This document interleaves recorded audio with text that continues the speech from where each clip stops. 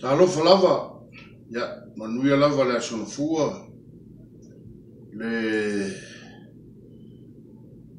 apelila le asoiva, lua fesfun malvadu. O le asone le tatum ta upu, le yaso le alofa tu noa le part 2, part mo morning au matu vai aso tu na yatu.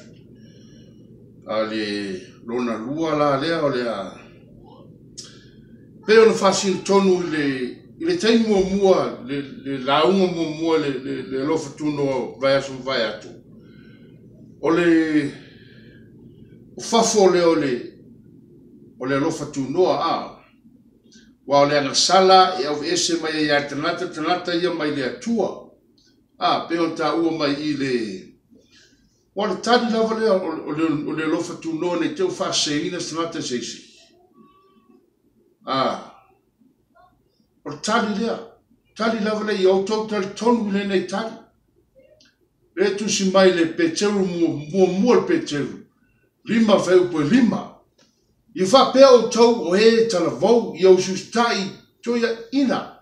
Toia ina means tangata o launga i nātu le upo le tua ma lava malama le upo le tua wa maralosi fo'i ma tu mau le fionga pa ia le tua ma muli ai o tali lea so ma ia ofu o tou lava i loto mau lalo o le tasi loto mau lalo o le tasi a wai e te atu le tua i wha mau lunga ai fo ina mai le lofa tu noa ye fa maua lalo o lona wila o tangata ia lo fai pea le ansala i tua tangata nei ele o iai se lofa tu noa le atua o iai fa me te le atua tangata nei tangata fa maua lunga le te tangata ia the Muslim people ya maisi ia tonu wa ilo le atua fa o te tau wai loa mwhalongo le tua ai te le tua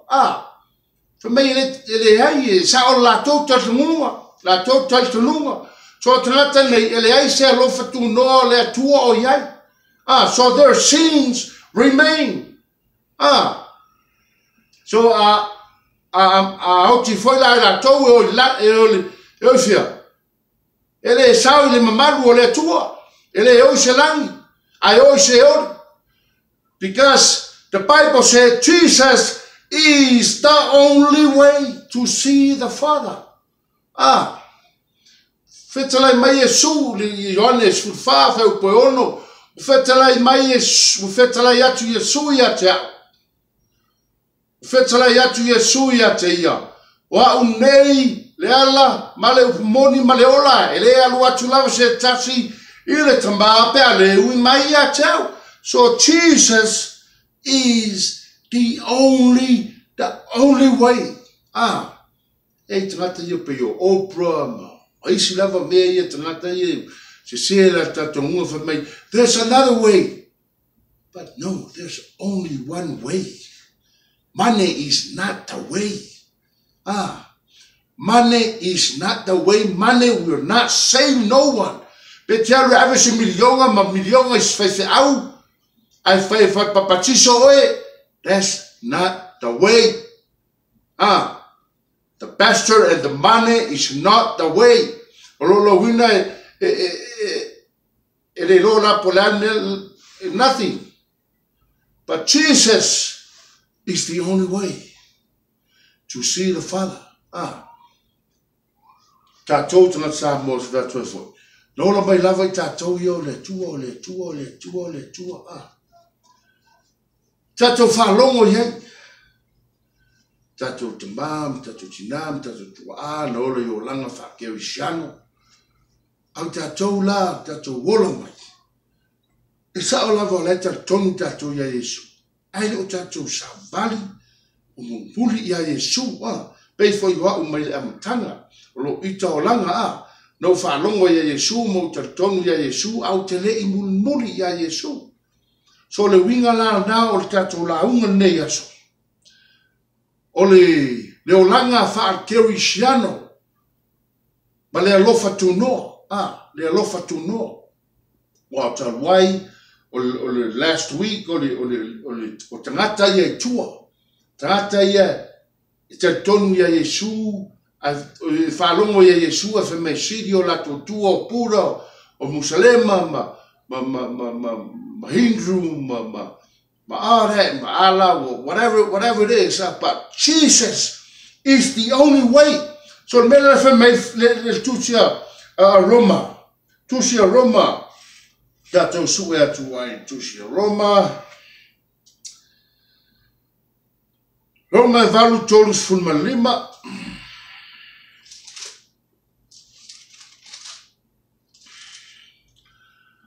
Oi se na te whatea se ina mai tātou i le lofa tu noa i le lofa Keriso. O pupo ngā ea po le atu vale, po le sawa, po le onge, po le lavalava, po le pangatia, po le peru. Whapei ona tusia, ona oe u whasiotia hai i mātou i aso uma. Ona oe u whasiotia hai i mātou i aso uma. Ua whatatauina i mātou e pei o mā moe a whasia. Au o tātou manu mālo, iai i nei mea umalawa. Ona o ia ua alofa mai a te tātou, a wā ua ou le ola. Wait a minute. A wā ua ou mautinoa. Mene mwhai e le oti, po le ola, po o angelu, po o li, po e manlosi. Po mea i nei ona po. Po mea tali. Po mea mawalunga, po mea la loto. Po se tasi mea na whai, na whaia. Po se tasi mea na whaia. E le pa whai, e ia mea o na whatea se ina mai, ta tau i le lofa o le tua, o loo for mai in Christ Jesus. O loo ia Yesu Keriso. Lo tātou a li'i, ma lo tātou whaola. So nothing. So for me le tusia tato atu le tusia Ioane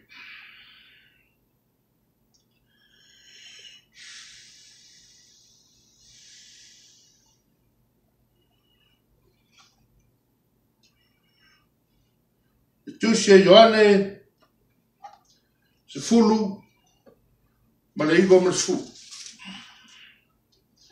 Ioane sfulu feu poiva ma le sfulu. Fa mai Yesu o au nei o le fai tutoa. A fai e ui mai se tasi a te au e whaola ina ia. E alu atu maulu fafo. E maua foi e ia le mea e ai. Fa mai Yesu uana o au le fai toa. Uana o au le fai toa. So o le fai toa lea. Le sau le tusi al whaaringa. Le fai te au wha mahoni. Le kale sia, tusia. A le tua na avele angelu. Le sau le.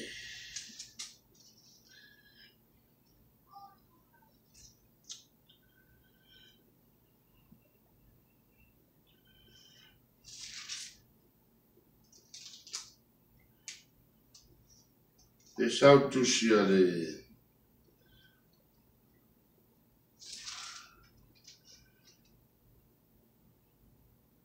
tusia le tua Yesu na ave le angelu ale kalesia I fila telefaya fai mai o mea nei o fai mai ai pa ia o le fa mahoni ia o le o ia te ia le ki ata vita o le na te tala o le ai se na te fa mawina o le na te tala ai se na te fa mawina o le na te fa mawina foi ai se na te tala ina feu pe valu o le sa fa linga fia ton feu pe valu wo wi loa ngorwenga fa uta wo tu ina tu yo luma le fai totoa ua wanoa e lea I foi se na te mawhaia o na punitia. Lea lofa o lea tua. Ua tuina mai le fai totoa I ai tātou. mai o tātou mai le lalolangi ngai lalolangi a ngai lalolangi so o le faitotoa lea e le ai se alofa o ia min e le ai se me na te mawhaia o na whate e seina le nei faitotoa ma tangata o lalolangi ina ufa famile Ioane tolu fuma leono ina ufa pelava ona lo famile tua ila langi wa ia wina mai ai le faitotoa o Yesu ke risolea le alofa tu no le tua on mea le ia tatou tu ua ai o tatou loto whamawalunga mo tatou loto maha ai o mai i le faitotoa i o tatou loto salamo matalia Yesu e a vea mo tatou ali mo tatou faola and that's born again. Born our spirit. Toi whanau whawina o tātou nganga. E sa on tātou wola mai o tātou matua. O lo iai tātou o tātou nganga. Tup wae. O lo tātou whaia pēr mea le leilo langi. A wae le whaolaina o tātou nganga. Ina ia whaolaina o tātou nganga. Ina ia suia i tātou. Mai le ola whatino. I le ola whalea nganga. Peo tū sia i la whionga paia a le tua. After I born again, my whole life changed. But I backslide. I backslide.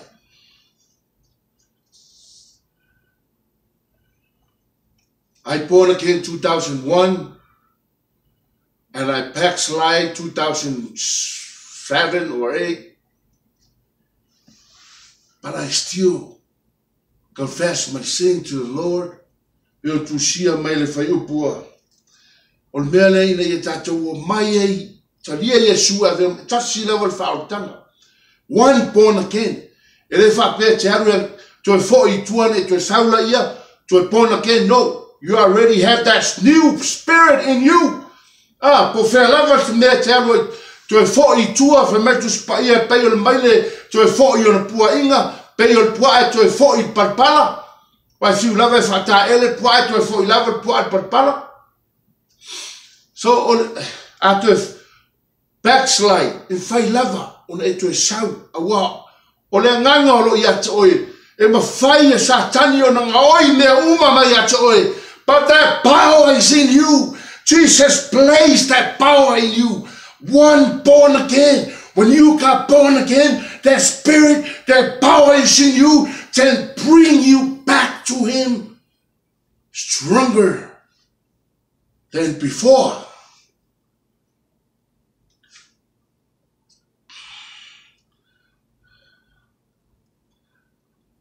Jesus said to them, and Matayo fitu alon fag pelus mutas.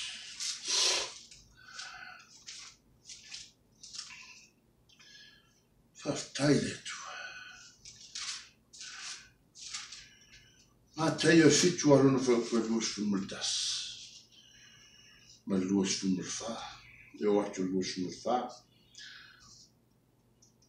Ele sa watu ile malo o langi ilato uma we fai mai ata leli e na ole na te fai le fingalo lo tama o le langi e to tele la to te fai mai ata u ile aso leli e ma to tele I perfetane e ilo ingoa foi na ma to tu li ai te moni. O lowi ngō fōi na mātou whai ai vāwenga. E tele, o na ou tau tino atu ai lea ia te ilatou. O te rei loa lava o tou. Tau tino Yesu ia te ilatou. O te rei loa lava o tou. I nāo e se ia o tou ia te au. O tou e whai a mio leanga. So le ala le se sengo le toi fo I tua ma nei tangata o le lava ngā lue I whingaro le tua. Mo tangata I nei, tele tangata nei wha ngā suafa o Yesu ke riso I nei a mau ai tupe. Mo I rātou, mo rato wāhinga. Engto I ngaru, e wha ngā suafa o Yesu, I nei a vai mai tangata le ngaru lue mo Yesu. Le ai. O le ngaru lue mo I rātou. Church is not a family business, period. Ha, fermentus pa I o lotu, o le fale te talo le atua, o le pautu, le malango, o le upu o le atua.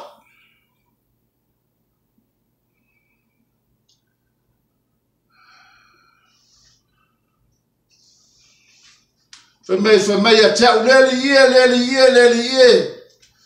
Tau tonu atu, tau tino atu le Yesu ia mai.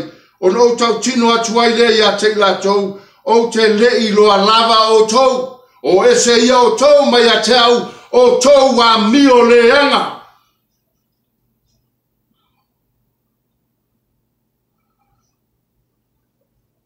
But you always can come back. You always can renew your mind according to the word of God. No matter how many business license you have, no matter how many pastor license degrees and doctor you have, but if we don't renew our mind according to the word of God, we have nothing.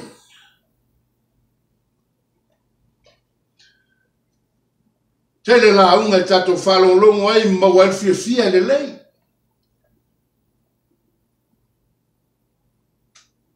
But is that happen every day?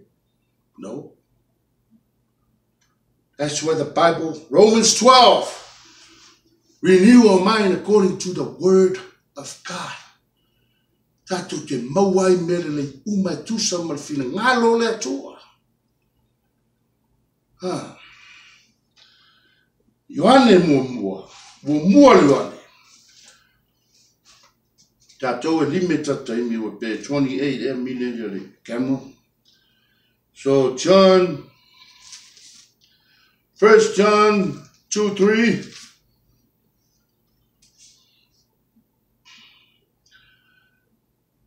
O le mea fo'i lea, tato te loa ai o tato I loa o ia.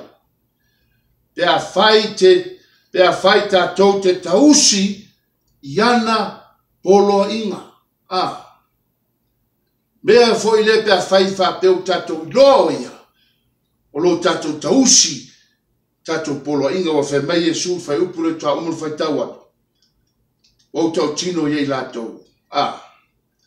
O ese ia ma o tou a mio leanga. So le mea la le whai mai. E tatou loa Yesu. Wale Mateo fitu lua tasi lua fa, Mateo fai upe fitu, tau upe fitu, fai upe lua tasi ma lua fa, o tali lea, o le Ioane mua le Ioane, lua matou. So I tatou tu mau le fionga pa ia le tua fai mai mua le Ioane lua matolu, fai upe lua, tau upe lua fai upe tolu, o le mea foi lea tatou te iloa ai o tatou iloa o ia. Pea fai tatou te tausi ana polo inga. Amen. Tausi polo inga lea tua. Ia tatou alofa I lea tua. Mo tatou loto atoa, tatou malosi atoa, mo tatou nganga atoa. Mo tatou loto atoa. I whape nā whoi on tātou alofa I tangata. Whapei o nā alofa I tātou. Ia I tātou.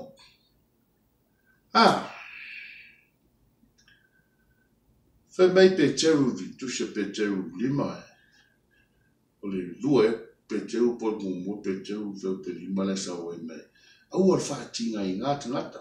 Ngāta le kalisia. Me iau tupe. Na ave umala I o tupe a tangata I lea la fonga, malea la fonga.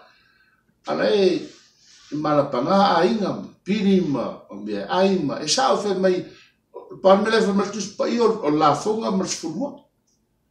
O sfuluai, mua sfuluai, ia la tuai lia ma la fonga. Ia o isi mau la fonga e tele peo na whai e isi lotu teimine.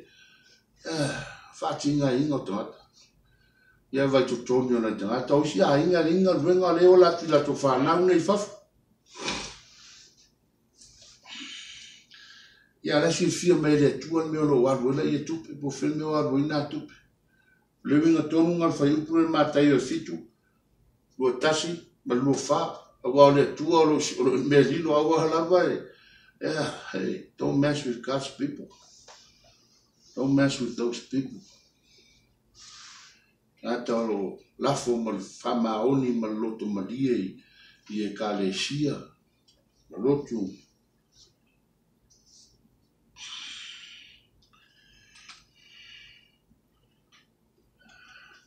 o tu la fono i lo aile ang sala a tu la fono i lo aile ang sala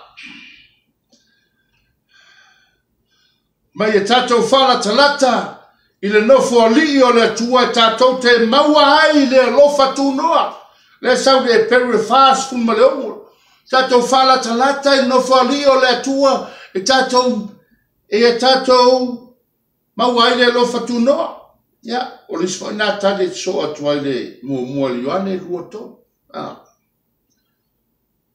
be o tatou lo le tua wa tatou tausi la le polo inga o tatou fala talata na i ali o lo tatou tausi polo inga le tua tatou te maua i le lofa tu no le tua o le tu la fono e sau i o le taua Milton Wina il fatua tua o Yesu tatou te maua ai le taitainga i le lofa tu no so Yesu tatou te maua ai te taitainga i le lofa tu no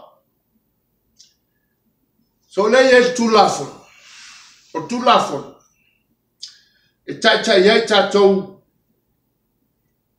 i le lofa tu noa so e taitai e tu lafono i tatou ia Yesu lala wingo namia o le maria le mpupu ngai le sala a o tu lafono tatou lo ai le sala tatou lo ai le meleanga o na fa sala mai le satani ai tatou pupu nga mamativa maria i le sala tatou faia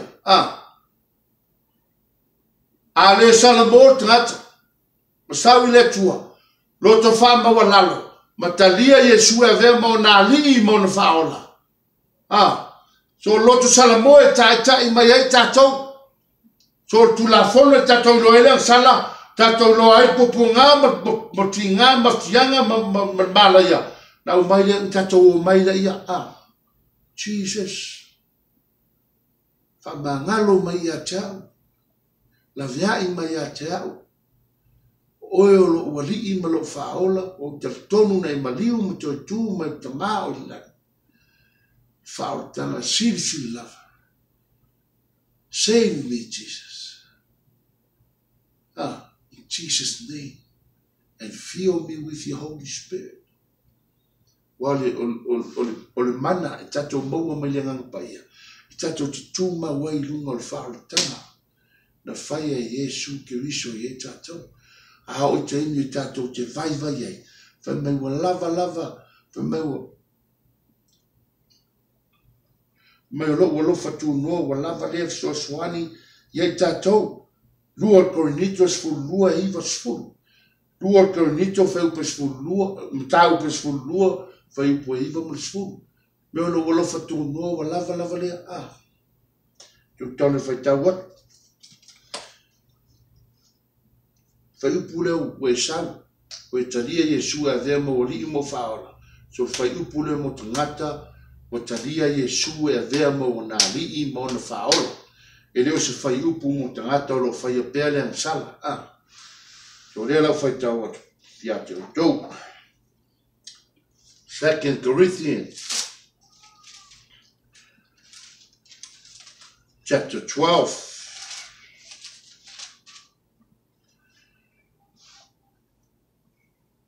verse 9 and 10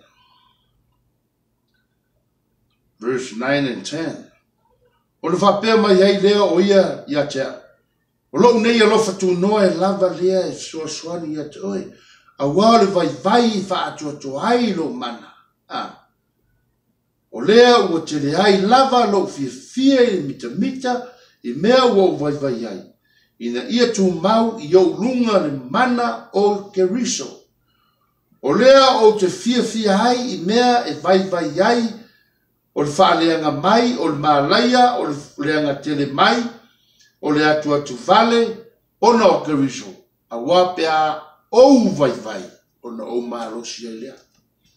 Pea o vai, ona o malosi lea, so fioswani lea le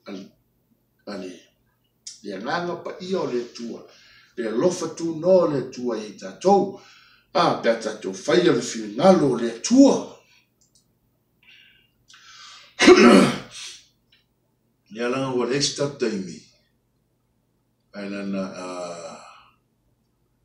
ia misalo wa tō malamlama mai le winga tonu o le lofa tu noa, o tali atoa leo le lofa tu noa, tusi lalo, o le mua le peteru, 5, fai upo 5, o le tali atoa na, le teu faseina o tō seis tangata, awa, o tu la fono, e loa i tangata le angsala, so angsala, mai angsala, o lea e whawhenta tau ola i angsala, mai e angsala e nei whatele ele lofa tu noa, le whai mele roma le ai, awa, whai mele whai toa,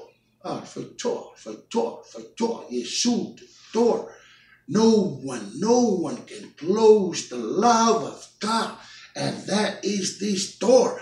Jesus Christ, our Lord and our Savior, the King of Kings, the Lord of Lords. Olo tu ia tu pea ia te oe, pe te apoa fea te tala ina mai ia.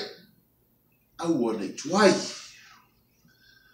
Mai tu se Isaia ia tatou sa ili le li manua maua o ia. Tele tangata e oti mo se e oli sana mo ma lili vau nifo. Why I didn't call to Jesus? Why I didn't listen to Lafos teaching? Why I didn't listen to other brothers and other sisters teaching? Lili vau nifo. Salamoa walema fai when nothing is too late. Mai ia e sa ili le ali manua maua o ia. Wa sa ili le tua manua maua o ia manua lo ia e le vangoa o lo e ola pea. Po le sitianga whai mai e saus teimi e tatou te lei loa. Po e sauni po tatou sauni mo le tua. O e lava malau filfilinga. E lei fausia e tatou le tua pe ni ropa e tua maru le mea e alu e whanmena le whanmena. Free will, the love of God, me o tatou lava filfilinga. O Yesu po Satan. O le angsala, po le ola e whawha. O le manuia, po le malaya. O le oe lava filfilinga. Thank you, Father, for your word. Glory your holy name. Praise you, Father. Thank you for your grace. Thank you for your salvation. Thank you for your Holy Spirit. Ia tu maulu vi inga whavau lava le tua lo matou te maha. Ai aua wa lava. Thank you, Father, for your word. In Jesus' name, amen. Amen.